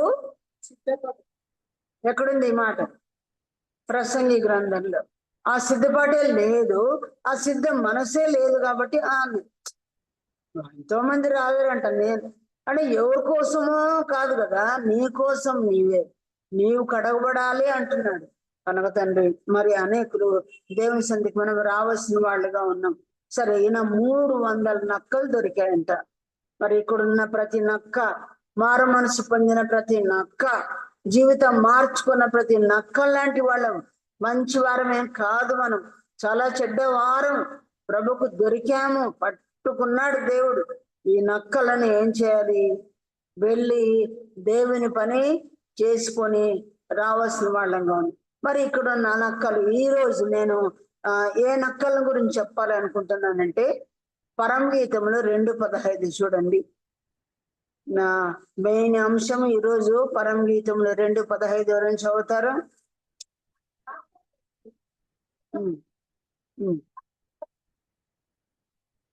చాలు, సహాయం చేసి. ఏ నక్కలు పట్టుకోవాలంట? నక్కలు పట్టుకోవాలి, గుంట నక్కలను పట్టుకోవాలి. నక్కలు అంటే ఏంటి? గుంట నక్కలు అంటే ఏంటి? నక్కలంటే డక్కరు నక్కలే. గుంట నక్కలు అంటే ఒకసారి ఏదో దేవుని దాసులు చెప్తే విన్నాను, అవి వేళ్లను, తోటలను పాడు చేసేదే కాకుండా మొక్కల వేళ్లను కూడా లాగేస్తాయంట. వాటికి సక్కర్స్ అని గడ్డలు లాంటివి ఉంటాయి. మీరు అరటి చెట్లు ఇవన్నీ చూసింటారు కదా, సైన్స్ చదువుకున్న పిల్లలు బాగా తెలుసు. దాని లోపల ఏముంటాయి? గడ్డలు ఉంటాయి, సక్కర్స్. వాటిని కూడా పాడు చేస్తూ ఉంటాయి. చెట్లను మాత్రమే కాదు వేళ్ళను కూడా పాడు చేసేస్తాయి. అవి గుంట నక్కలే. మరి వాక్యంలో గుంట నక్కలు అంటే ఏంటి? అడవుల్లో ఉండేవా, బొరియల్లో ఉండేవా? ఇవి ఎక్కడుండి నక్కలంట? 15 మొదటి వచనంలో మన ద్రాక్ష తోటలు పూత పట్టి ఉన్నాయి. మన ద్రాక్ష తోటలు అంటే ఏంటి? వెరీ గుడ్, మన సంఘాలు పూత పట్టినాయి. పూతకు ముందు ఏముంటుంది? మొగ్గ పూత సరే, ముందు పూత, తర్వాత మొగ్గ, ఆ మొగ్గ తర్వాత కాయ తర్వాత పండు, పండు తర్వాత పక్వమైపోయిన పండ్లు. మరి అటు సంఘానికి, అటు దేవునికి కూడా ప్రభు అన్నాడు, నేను మీ ద్రాక్ష తోటలోకి వస్తాను, నాకు ఇష్టమైన ఫలములు నేను భుజిస్తాను అని షూలమ్మిత్ అంటుంది కదా, నా ద్రాక్ష తోటలో నా యజమానుడు వస్తాడు, తనకి ఇష్టమైన ఫలములను అతడు భుజించును గాక అని ఏమేం పండ్లు కట్టిందంట? దానిలో పచ్చివి, పండువి కదా, ఫలాలు కట్టిందంట. ఆ తోరణం లాగా కట్టింది. హిందువులు కడతారు కదా పల్లెల్లో పండుగలప్పుడు, తోరణాలు, ఆకులు అన్ని కట్టారు. మరి మనము మన ప్రభు రెండవ రాకడలో వచ్చినప్పుడు సంఘంలో ఏం కనిపించాలి?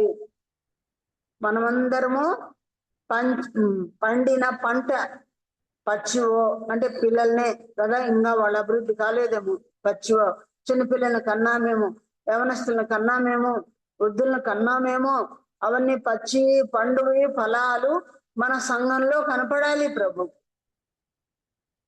తనకిష్టమైన ఫలం అతడు భుజించును గాక అనే మాట. మరి ఇన్ని ఏళ్ళయింది ప్రభు కొరకు ఏమైనా ఫలాలు మనం ఫలించామా? వాటిని ప్రభుకి మనం తినజేస్తామా? కానీ ఇప్పుడు సంఘాలు ఎలా ఉన్నాయంట? ఇక్కడ ఈ తోటలు ఎట్లున్నాయి? పూత పట్టి ఉన్నాయి. రేపో మాపో కాపో పండు వస్తుంది, ఫలిస్తున్నాయి. ఆ ఫలించే సంఘాలలో ఏవి చొరబడినాయంటమా? చెరిపే నక్కలు. ఆల్రెడీ నమ్ముకున్న వాళ్ళని చెరిపే నక్కలు, ఇంకా ఈ నక్కలను పట్టుకునడి అని ఎవరు చెప్తా ఉంది? ఈమె పరమగీతంలో అంటే ఎవరు మాట్లాడుతున్నారు? షూలమ్మిత్. ఎవరితో మాట్లాడుతా ఉంది? తన ప్రియంతో మాట్లాడుతా ఉంది. పట్టుకో ప్రభువా, మా సంఘాలను చెరిపివేస్తున్నా నక్కలున్నాయి ప్రభా, పట్టుకో ప్రభు అంటుంది. కింద లైన్ ఎవరితో మాట్లాడుతుంది? సహాయము చేసి గుంట నక్కలను పట్టుకునుడి అంటే ఇది ఎవరితో మాట్లాడుతా ఉంది? సహాయం చేయండి, సుచరిత సహాయం చేయి, మంజుల సహాయం చేయి, కవిత సహాయం చేయి, సుశీల సహాయం చేయని నీవు నేను ఇతరులతో చెప్పుకునే దినాలు ఇవి. ఈనాడు సంఘాలను చెరిపే నక్కలు ఉన్నాయి, గుంట నక్కలు ఉన్నాయి, ఉండే ఫలాన్ని కూడా చెదరగొట్టే నక్కలు ఉన్నాయి. అర్థమైందా మీకు? పాయింట్ అర్థమైందా? వాక్యానికి డివేట్ నేను వెళ్ళటం లేదు, నా సొంత వ్యాఖ్యానం చెప్పడం లేదు. ప్రభు దగ్గర నేను నేర్చుకునేవి మాత్రమే మీకు చెప్తున్నాను. ఎక్కడ కాపీ కొట్టి ఏ వ్యాఖ్యానంలో చూసి నేను చెప్పడం లేదు. ఆయన దగ్గర మనం నేర్చుకోవాలి, ఆయన పాదాల దగ్గర మనం నేర్చుకోవాలి. విషయాలు నేను మీకు చెప్తాను. ఈ నక్కలు ఏంటి? పట్టుకోవాలంటే సులభంగా దొరుకుతాయండి. కుక్క అయినా ఏదైనా వలేసి పట్టుకోవచ్చేమో కదా, కొన్ని ఏదో వేస్తుంటారు వాళ్ళు. వీళ్ళు మున్సిపాలిటీ వాళ్ళు కుక్కలను పట్టుకునేవి చూసినారా మీరు ఎప్పుడన్నా? నేను చూసాను, ఏదో వేస్తారు. నక్కలు పట్టుకోవడం ఇంతవరకు నేను ఎప్పుడు చూడలేదు. ఈ నక్కలు ముందే టక్కర్ నక్కలు, జిత్తుల మారి నక్కలు, కనుక వీటిని పట్టుకోవడం చాలా కష్టం. అవి ఎక్కడుంటాయంట? సంఘాల్లోనే ఉంటాయి. సంఘాలను చెరుపుతూనే ఆ నక్కలు ఎవరు? ఇప్పుడు దేవుని వాక్యంలో మనం చూద్దాం. హెచ్కేలు గ్రంథం 13వ అధ్యాయము 2వ వచనం నుంచి చదువుకుందాం. మీ బైబిల్స్ లో ఈ మాటలు ఉన్నాయో లేదో చూసుకోండి. 13వ అధ్యాయము 2వ వచనం.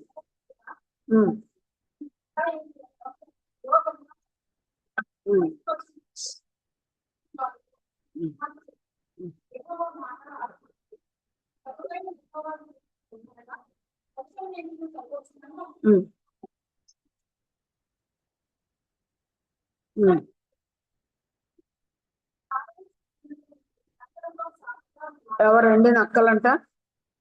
మీ ప్రవక్తలు, ఇశ్రాయేల్ దగ్గర ప్రవక్తలు ఉన్నారు, మీ ప్రవక్తలే ఎలాంటి వాళ్ళు? మనసుకు వచ్చినట్లు ప్రవర్తిస్తున్నారంట. మనసుకు తోచిన మాటలు చెప్పడం, మనసుకు వచ్చిన మాటలు చెప్పడం, దేవుని దగ్గర కనిపెట్టి కాదు, దేవుని దగ్గర దర్శనం పొంది కాదు, దేవుని దగ్గర నేర్చుకొని కాదు, మనసు వచ్చినట్లు ప్రవచిస్తారంట. వాడిని గుర్తుపెట్టుకోండి. ఒకవేళ మనం కూడా ఇట్లానే చెప్తున్నాం ఆ వాక్యాలు, మనసుకు వచ్చిన వాక్యాల, మనకు వచ్చిన వాక్యాల కనిపెట్టి చెప్తున్నామా? ఈ రోజు ఈ దినాల్లో సంఘానికి కావలసిన అవసరమైనది ఏంటి? ట్రెండ్స్ అండ్ ప్రాబ్లమ్స్ ఏంటి? ఇప్పుడు సంఘాల్లో జరుగుతున్న ప్రాబ్లమ్స్ ఏంటి? ఇప్పుడు ఎదుర్కొంటున్న ప్రాబ్లమ్స్ ఏంటి? ఇప్పుడు పిల్లలు ఎదుర్కొంటున్న శోధనలు ఏంటి? అట్ ప్రెసెంట్ ఏమున్నాయి? సందర్భాన్ని అనుసరించి ప్రభు సన్నిధిలో కనిపెట్టి మనం మాట్లాడవలసిన వారంగా ఉంది. మనసు వచ్చినట్టు అంటే ఇర్మియా గ్రంథంలో ఒక మాట చూడండి, 23వ అధ్యాయం. ఈ భాగం మీద మీ చేయి అట్లే ఉంచుకోండి, మళ్ళీ ఈ భాగంలోకి వస్తాం మనము. 23:16, ఇర్మియా 23:16.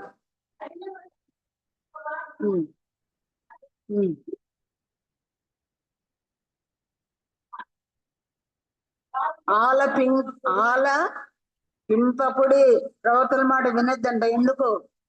వారు మిమ్మను భ్రమ పెట్టుదురు. చదవండి 17.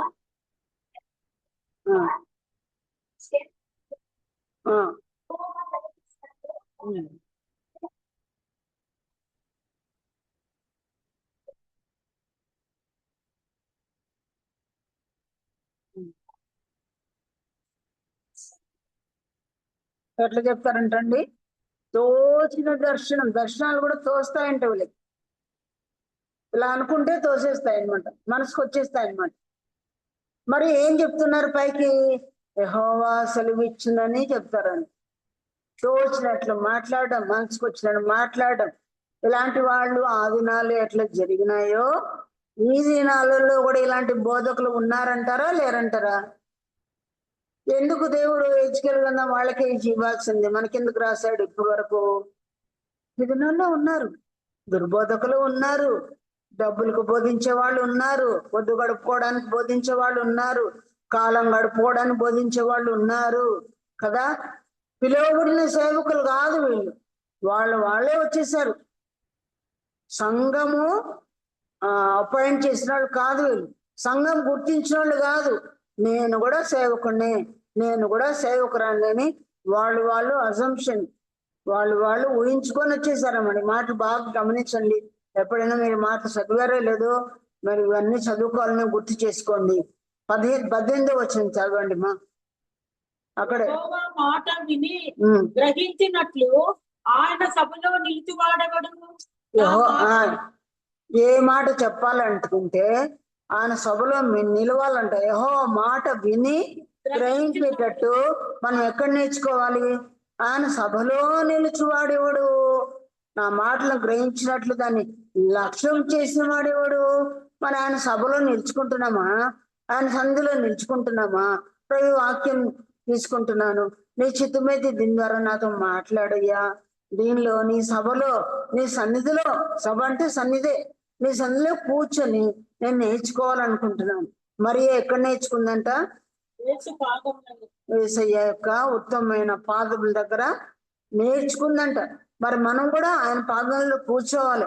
చాలా మంది ఎక్కడ నేర్చుకుంటున్నారు చెప్పండి? యూట్యూబ్ లో నేర్చుకుంటున్నారు. దయచేసి ఏమనుకోద్దండి, యూట్యూబ్ లో నేర్చుకోకండి.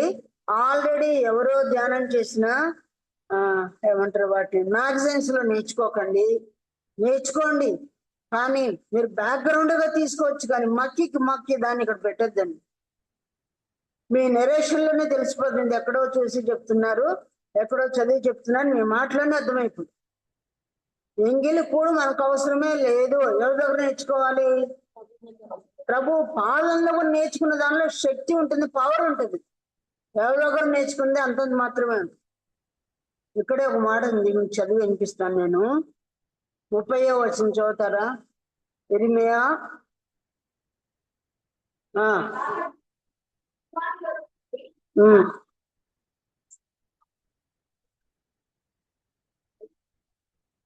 చాలు గమనించండి. తమ జతగాని వద్ద నుండి నా మాటలు దొంగిలించు ప్రవక్తలకు నేను విరోధిని. ఎవరికంటే దేవుడు విరోధి?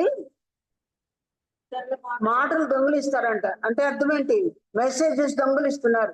వేరే వాళ్ళ మెసేజెస్ తమ మెసేజెస్ గా మనం చెప్పడం అనేది దొంగిలించేది అంటున్నాడు. అటువంటి వారికి నేను విరోధి, ఐఎమ్ ఎనిమీ టు దెమ్ అంటున్నాడు. అలాంటి వాళ్ళకి నేను విరోధి.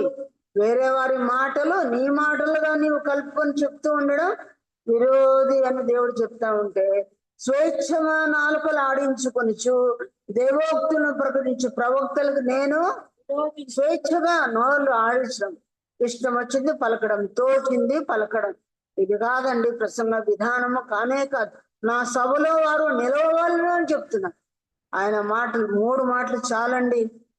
అర్థం కాని మాటలు 1000 కంటే అర్థమయ్యే 3 మాటలు చాలని పౌలు అన్నాడు. నేను ఇది నేర్చుకున్నాను, ఈ థాట్ నేర్చుకున్నాను, చాలదే. చిన్నప్పుడు ఈ మాటలు ఎప్పుడు జోసెఫ్ గారు చెప్పేవాళ్ళు అనమాట. జతకాని యుద్ధ మాటలు దొంగిలించు ప్రవక్తలకు నేను. ఒకవేళ ఎవరి దగ్గర మనం నేర్చుకున్నామా ఏం చెప్పాలి? ఒకసారి నాకు చాలా ఆశ్చర్యమవుతుంది. వరప్రసాద్ అంకుల్ రాసిన పుస్తకాల్లో ఏదో చదివాడంట అంకుల్, జోసెఫ్ అంకుల్ చదివి, నేను పెద్దవాడనేను చిన్నవాడైనా వరప్రసాద్ గారు రాసిన విషయాలు చదివి నేను నేర్చుకున్నానని ఆయన రాశాడు. తొలి పలుకుల్లో ఏదో బుక్ లో ఉంది, మీరు చదవండి. ఆయనకేం చిన్న చూపా అండి? ఆయనకేం తలపోయిందా? వరప్రసాద్ చిన్నవాడైనా ఈ సంగతి నేను నేర్చుకున్నాను. అది one of the way of encouraging him. ఒకరినొకరు హెచ్చరించుకునేది. కొన్నిసార్లు కొన్ని సంగతులు కొద్ది మందికి బయలుపరుస్తాడు, కొన్ని సంగతులు దేవుడు కొన్ని మూస్తాడు. ఒక మాట గుర్తుపెట్టుకోండి, షూనేమీరాలు పిల్లవాడు చనిపోయి పిల్లోని ఇంట్లో పెట్టేసి గాడిదని అడిగి భర్తను అడిగి ఒక పనివాడిని తీసుకొని వెళ్ళింది. వెళ్ళినప్పుడు ఆయన ఏం చేశాడు? ముందు గేజ్ని పంపించాడు. గేజ్ని పంపిస్తే పెడితే ఆమె ఏమంటుంది? నీ దాసురాలన్నాను, నీవే రావాలి అని చెప్తుంది కదా. ఆ ముఖం దుఃఖంగా ఉన్నప్పుడు దేవుడు నాకు ఇది ఎందుకో మరుగుపరిచినాడని. ఏ న్యూస్ వచ్చిందో ఎవరికి తెలియలే? ప్రవక్త అయినా ఎలీషాకు తెలియడం లేదనమాట. కనుక అక్కడ మాట ఉంది, మీరు చదువుతారన్నమాట. యెహోవా సంగతి నాకు మరుగు చేశాడు అన్నమాట. ఎన్నో అధ్యాయము? 4వ అధ్యాయం, 2వ రాజుల గ్రంథం 4వ అధ్యాయంలో దేవుడు నాకు దానిని మరుగు చేశాడని ఉంది. 2వ రాజులు 4లో. ఆమె కొండ మీద ఉన్న దైవజనుని యొద్దకు వచ్చి అతని కాలు పట్టుకున్నాడు. గెహాజీ ఆమెను తోలవేయడం దగ్గరగా దైవజనుడు ఆమె బహు వ్యాకులముగా ఉన్నది, యెహోవా ఆ సంగతి నాకు తెలియజేయక మరుగు చేశాను. కొన్ని సంగతులు అంటే దేవుడు ఏం చేస్తాడు? వాళ్ళు యాజకులే కావచ్చు, ప్రధాన యాజకులే కావచ్చు, ప్రవక్తలే కావచ్చు, కొన్ని మరుగు చేస్తున్నాడు దేవుడు. మనకు మరుగు చేశాడు. తర్వాత ఏమైంది? అర్థమైపోయింది ఆమె, ఆయనకు అర్థమైపోయింది. కనుక కొన్నిసార్లు భక్తులు కూడా మరుగే ఉంటది కాబట్టి మనం వాళ్ళని తిట్టుకోకూడదు. ఏలీ దగ్గరికి ఎవరు వచ్చినారు? షిలోహులో మొర పెట్టుకోవడానికి అన్నా వచ్చింది. ఆయనకి ఏం తెలియలేదు చెప్పండి? వేదంతో మనసును కుమ్మరించుకొని కదా, ఒక తట్టు గర్భం రాలేదు, 10 ఏళ్ళైంది, 10 మంది సంతానంగా నింది ఎవరు? తన చెల్లెలైన పెనీనా. ఇంట్లో ఎంతో పోరు ఉంటది. భర్త ఏమో ఆల్రెడీ 2వ పెళ్లి చేసుకున్నాడు, అయినా బాగానే చేసుకుంటున్నాడు. 2 వంతులు ఇస్తూ ఉన్నప్పటికీ కూడా ఆ హృదయంలో వేదన ఉందన్నమాట. ఆ వేదనతో ప్రార్థన చేస్తుంటే ఏలి భార్య రాలేదండి కదా, ఎవరు రాలేదు, ఇంకెవరు రాలేదు, ఈమె చెల్లెలు పెనీనా రాలేదు. ఇశ్రాయేల్లో ఎవరు కూడా వచ్చినట్టు అక్కడేమో కనిపించలేదు మన పిక్చర్ లో. ఈ మొక్కతే పని కట్టుకొని కన్నీళ్లతో ప్రార్థన చేస్తుంటే, ఎంతసేపు అమ్మా నువ్వు అట్లే ఉంటావు, సారాయి గుడ్డి నీ దగ్గర నుంచి ఎంతసేపు తొలగించకుండా ఉంటావు, అనగా చూసినట్టు మాట్లాడుతా అన్నాడు. ఆయనకి ఏం లేవు చెప్పండి. మనమైతే ఏమనేది చెప్పండి. అందుకేనయ్యా దేవుడు గుడ్డోడుగా చేసింది నిన్ను కదా. అందుకే నీ పిల్లలు ఎట్లుండేది అనేందుమా చెప్పుదామా. ఎవరు ఆయన పిల్లలు? ఓప్నీ ఫినాస్. దేవుడు అన్యాయస్తుడు కాడు. నేనా తాగానా, నేను సరాబుడ్డు తెచ్చుకున్నానా, నువ్వు చూసావా చెప్పని ఒక చిన్న కయ్యం వేసుకుంది మనం, అవునా? నిలదీస్తాము, జిడ్డు వదిలేస్తాం మనం ఈ దినాల్లో. సేవకులు వాళ్ళ కౌన్కి ఇసుక తర్వాత చూసుకున్నామని అనిందా ఏమన్నా? ఏమని చెప్పింది చెప్పండి. నా ఏలిన వాడా, నీ దాస, నా ఏలిన వాడా, నీ దాసులైన నన్ను పనికిమాలదాను. దేవుని బిడ్డలైనా మనల్ని ఎలా భావిస్తారు వాళ్ళు? ఇన్ మన్సెన్స్ ఒకప్పుడు ఒక రీతిగా, వాళ్ళకు తెలియనప్పుడు మనల్ని కూడా అండర్ ఎస్టిమేట్ చేస్తారు, మనల్ని అన్యదా భావిస్తారు, మనల్ని తోడనాడుతారు కూడా. ఇదేం భక్తులు, ఇదేంటి అనుకోకూడదండి. మేము అలాంటివి ఎన్నో చూసాం మా జీవితంలో.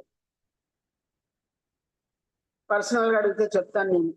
ఎన్నో. అయినా కూడా వాళ్ళు మన దగ్గర ఉన్నారు, వాకి సేవకులుగా ఉన్నారు. ఇప్పుడు కాకపోతే ఇంకోసారి అర్థం చేసుకుంటారు. అంతేనా? ప్రభు అన్నాడు, నీ నిర్దోషత్వాన్ని ఎప్పుడు బయలుపరుస్తానన్నాడు? మధ్యాహ్నం. ఇంకా మధ్యాహ్నం రాలే నీ జీవితంలో. 12 ఏళ్ళు రాలే, 12 గంటలు రాలేదు, 11, 11:30లోనే ఉన్నావు. ఇప్పుడే నీ యొక్క నిజత్వాన్ని బయట పెట్టాలనుకుంటే ఎవరు ఒప్పుకోరని. గాడ్స్ రైట్ టైం రావాలి, అప్పుడు వాళ్ళు ఒప్పుకుంటారు. వాళ్ళు ఒప్పుకోకపోయిన ప్రభు ఒప్పుకుంటాడు. రేపొద్దున అది మరుగే కానీ లేండి. ఈ లోకంలో మనల్ని చెడ్డోళ్ళే అనుకోని లేండి. వాళ్ళు ఎంత మంచి భక్తులైనా ఇతరులకు భక్తులుగా ఉన్నారేమో, నీకు భక్తులుగా కనిపించలే. అయినా కూడా అట్ ప్రెసెంట్ వాళ్ళు మన మధ్య పెట్టి ఉన్నాడు. కాబట్టి ప్రభు ఏమన్నాడు? శాస్త్రులతో పరిశీలన విషయంలో కూడా ఏమన్నాడు? వారు మోషే పీఠ మంది ఉన్నారు కాబట్టి వాళ్ళు చేసినట్టు మీరు చేయొద్దండి, వారు చెప్పినట్లు మీరు. ఇది గుర్తుపెట్టుకోవాలి. నాకు చిన్నగా ఉన్నప్పుడు మా మమ్మీ చెప్పేసి, మన ఎదురున్న వాళ్ళు సరిగా వాళ్ళు చెప్పినట్టు చేయరు అనుకోండి, అయినా కూడా మీరు ఎట్లుండాలి? వాళ్ళు చెప్పినట్టే చేయాలి, కానీ వారు చేసినట్లు పాడు పనులు మీరు చేయొద్దండి చెప్తున్నారు. కానీ అట్లాగా మనం కూడా అలాగ చేయాలి. ఇక్కడ ఏమన్నాడు దేవుడు? వీళ్ళంట ఏం చేస్తున్నారు? ఆ జతకాని దగ్గర దొంగిలుతారంట, అలాంటివి మీరు వినకండి అన్నాడు దేవుడు. అంత మాత్రమే కాకుండా హెచ్కేలు 2:1 చూడండి. ఆయన సభలో నిల్చాలంట మనం. హెచ్కేలు 2:1 చదవండి ఇప్పుడు. దేవుడు ఎప్పుడు మాట్లాడతాడు మనతో? దేవుడు ఎప్పుడు వాక్యం నేర్పిస్తాడు మనతో? ఏమంటున్నాడు? నరపుత్రుడా చక్కగా నిలువబడు, మేటీతో మాట్లాడతా. చక్కగా కూడా నిలబడలేం మనం. అప్పుడు ఏమైంది చూడండి 2:1.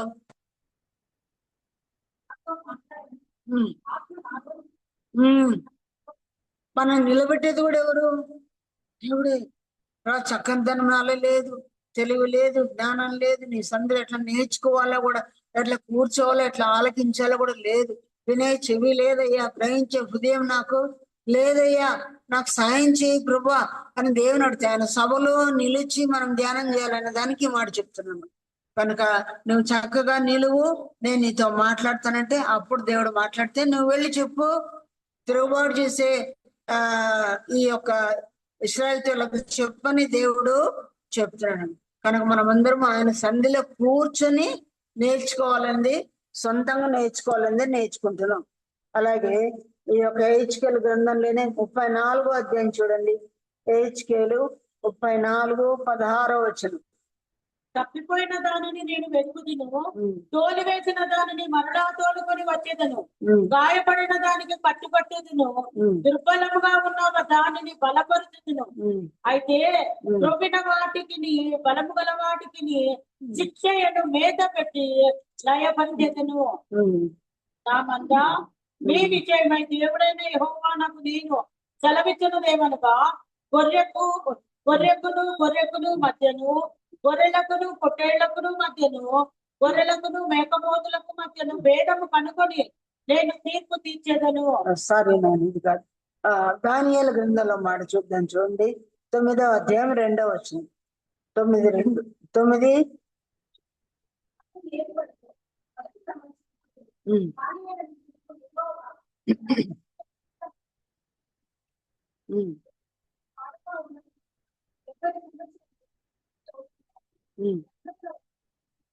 చాలు.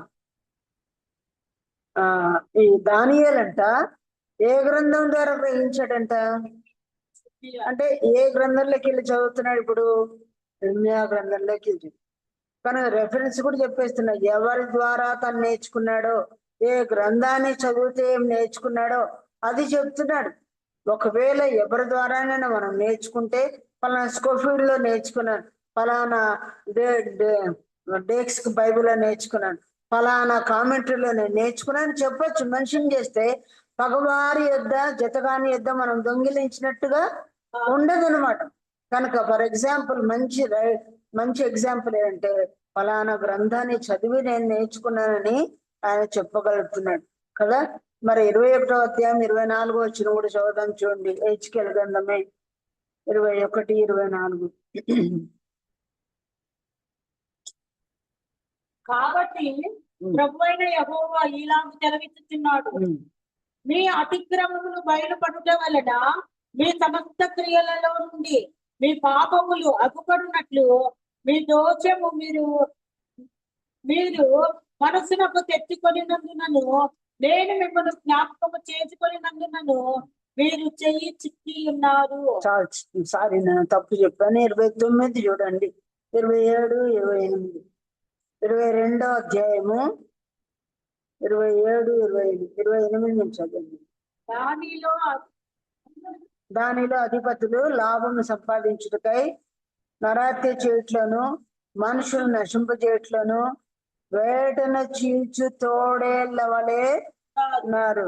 కొద్దిమంది ఆ దినాల్లో ప్రవక్తలు ఎలా ఉన్నారంట? వేటనే చీల్చే తోడేళ్ల వలె ఉన్నారు. మరియు దాని ప్రవక్తలు వ్యర్థమైన దర్శనంలో కనుచు యెహోవా ఏమీ సెలవీయనప్పుడు ప్రభువైన యెహోవా ఇలాగ సెలవిచ్చుచున్నాడని చెప్పుచు వట్టి సోదగాండ్లై జనులు కట్టిన మంటి గోడకు గచ్చు పూత పూయవరు. ఎవరో కట్టిన మంటి గోడకు ఏం పూస్తారంట? పైన గచ్చు పూత. ఇది వాళ్ళ సొంత పని కాదు, సొంత వర్క్ కాదు, సొంత సేవ కాదు. ఎవరో కట్టిన దానికి వాళ్ళ గచ్చిపూతలు పూసుకుంటా ఉండేది కదా దేవుడు మనం పిలిచింది. వీళ్ళే తోడేళ్ళు అంటున్నాడు దేవుడు, నేను వారిని పంపలేదు అంటున్నాడు. వేటను చీల్చి తోడలు అంటున్నారు. మీరు అర్థం చేసుకోండి, మీకు బుద్ధి జ్ఞానం ఉంది, మీరు అర్థం చేసుకోండి.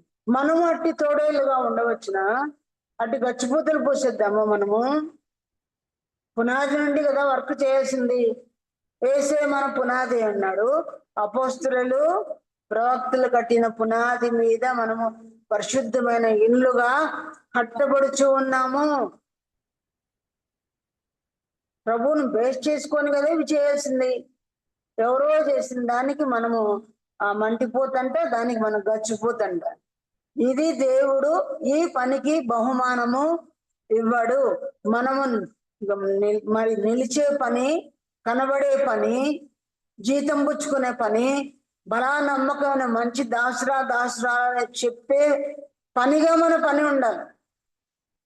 కర్ర గడ్డి కొయ్యకాలు ఏమైతుంది, బండెడు లారీలు సేవ చేసినామని అనుకోవచ్చు మనం, అవునా? ఫలానా సంఘములో ఇన్ని వేల మంది ఉన్నారు, హైయెస్ట్ పాపులేషన్ దాంట్లోనే ఉందని చెప్పుకుంటున్నారు. కానీ ఎన్ని గచ్చిపూతలు ఉన్నాయో, ఎన్ని స్క్రీన్ పెట్టి చేసే ఉన్నాయో, ఎన్ని మేరని మించి చేసినవి ఉన్నాయో, సిద్ధపరిచినవన్నీ తెచ్చుకొని కదా కష్టపడి పనిచేసి ఉంటారు గ్రామాల్లో. వాళ్ళందరినీ తెచ్చుకొని సిటీల్లో తీసుకుపోయి పిల్లలందరూ వచ్చి ఉంటారు. ఆ పిల్లలందరూ కూడా ఆ పెద్ద ధనిక సంపన్నమైన చర్చెస్ లో ఉంటున్నారు. వాళ్ళకు ఊళ్ళు ఏమీ తెలియవు అన్నమాట. కనుక లైట్లు ఉన్నాయి, దీపాలు ఉన్నాయి. వాళ్ళని కామెంట్ చేయడం నా పని కాదు. కానీ ఈ వాక్యాలు మనం చూస్తున్నాం ప్రియులారా, ఇంకా ఎంతో ఉంది. దేవుని చిత్తమైతే తర్వాత మనం నేర్చుకున్నాం. ఇలాంటివి. ఒకవేళ మనము ఎలాంటి తోడేలుగా ఉన్నాం, ఎలాంటి నక్కలుగా ఉన్నాం, అబద్ధ బోధకులుగా మనం ఉన్నామా, దేవుని స్థలంలో కనిపెట్టకుండా ఏదో సిద్ధపరచబడిన ప్రసంగాలను తీసుకొచ్చి మనం చెప్తున్నామా? నేను కూడా చెప్తాను, ఆమెనా చెప్పేది, నేను చెప్తాను. కొన్నిసార్లు కక్షతో మిషతో కూడా మనం బోధిస్తున్నామేమో జ్ఞాపకం చేసుకోండి. ఈ మోసకరమైన సేవ కూడా ఉంది మనలో. మన హృదయాల్లో మనం మోసం చేస్తాయి కదా, ఆమెనా చెప్పేది, నేను చెప్తా. ఇలాంటివి కూడా మనలో కనబడతా ఉంటుంది. మన హృదయమే మనం మోసపరుస్తుంది. కాబట్టి మరి మారుమనసు పొందిన నక్కలుగా, వెలిగించే నక్కలుగా తోటల్లోకి మనం వెళ్ళి దేవుని పని చక్కగా చేసేవాళ్ళుగా, నూతనమైన ఆత్మల్ని తీసుకుని వచ్చే వాళ్ళుగా మనం ఉండాలి. కానీ ఆల్రెడీ చేసిన సేవను ఏదో మన సేవగా చిత్రీకరించుకొని మనుషులకు చూపడాయకంగా ఉంటే ఏం లాభం లేదు. వాటిని దేవుడు కాదంటాడు, వాటికి జవాబు ఉండదు, వాటికి బహుమానం కూడా ఉండదు. అలాగ చేయకుండా ప్రభుకి ఇష్టమైన సేవ చేయడానికి ప్రభు తన కృపను మన ఎడల చూపించింది. మన మధ్య చిన్న పాట పాడుకుందామండి. భయము చెందకు భక్తుడా, ఆ పాట పాడుకుంటూ